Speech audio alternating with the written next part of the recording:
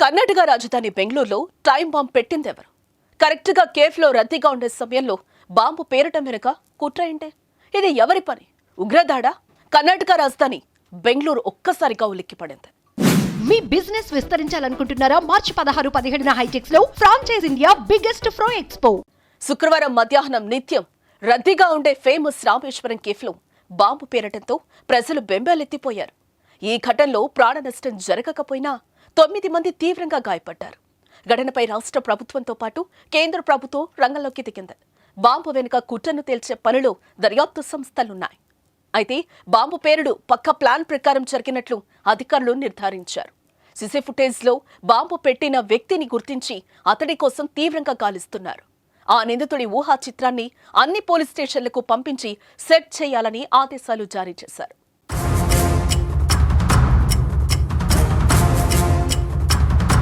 మొదట కేఫ్లోని సిలిండర్ పేలిందని అంతా భావించినా ఆ తర్వాత ఓ బ్యాగు నుంచి పేలుడు సంభవించిందని పోలీసులు గుర్తించారు. ఘటనా స్థలంలో లభించిన ఆధారాలను బట్టి ఇది ఖచ్చితంగా బాంబు పేలుడని స్పష్టం చేశారు. ఈ క్రమంలోనే రామేశ్వరం కేఫ్ సీసీటీవీ ఫుటేజ్ పరిశీలించగా సంచలన విషయాలు వెలుగులోకొచ్చాయి. బ్యాగు తీసుకుని రామేశ్వరం కేఫ్లోకి ప్రవేశించిన ఓ యువకుడు దాన్ని అక్కడే వదిలేసి వెళ్లాడని తేలింది. కరెక్ట్గా ఆ వ్యక్తి వెళ్లిన గంట సేపటికే అది పేలిపోయింది. నిందితుడు బాంబు పేలే టైం సెట్ చేసి వెళ్లినట్లుగా తెలుస్తోంది. 28 నుంచి 30 ఏళ్లు ఉన్న ఓ యువకుడు బ్యాగు పట్టుకుని రామేశ్వరం కేఫ్లోకి ఎంటర్ అయ్యాడు. ఉదయం 11 గంటలకు ఆ బ్యాగ్ను కేఫ్లోని సింక్ దగ్గర పెట్టిన నిందితుడు క్యాష్ కౌంటర్ దగ్గరికి వెళ్లి రవ్వ ఇడ్లీ ఆర్డర్ చేశాడు.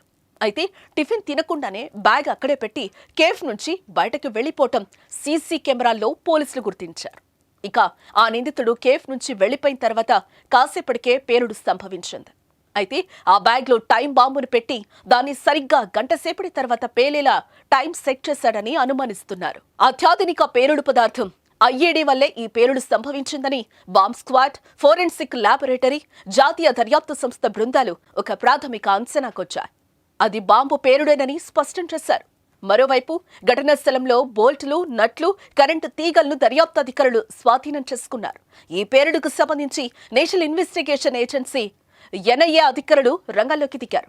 ఈ పేలుడు వెనుక ఏదైనా ఉగ్రకుట్ర దాగి ఉందా అనే కోణంలో విచారణ కొనసాగిస్తున్నారు. బెంగళూరులో బాంబు దాడితో ఒక్కసారిగా దేశవ్యాప్తంగా హై అలర్ట్ నెలకొంది.